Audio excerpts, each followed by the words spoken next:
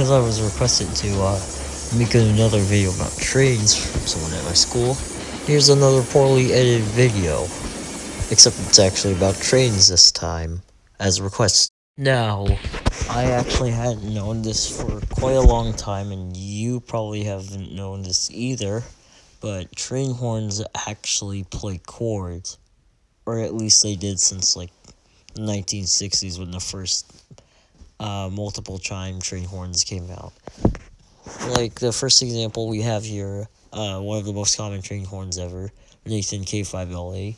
Yeah, it's known as a 5-chime horn because it has, well, 5 different horns producing 5 different notes. Now, the horn that you just heard on that Metrolink F59PH at the clip at the beginning of the video is actually a Nathan P2 horn, which only has 2 chimes, and that's the one I'm going to be demonstrating in this here video.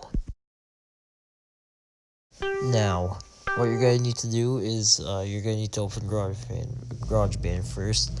Now, since I figured that most of you probably don't have a keyboard, but most of you probably have an Apple device, you just go to GarageBand.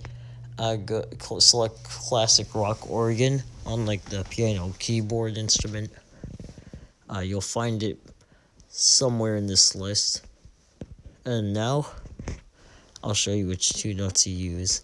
It took me a bit of time to figure it out, but it's much easier than a K5LA on the app because it's difficult fitting 5 fingers on a phone screen.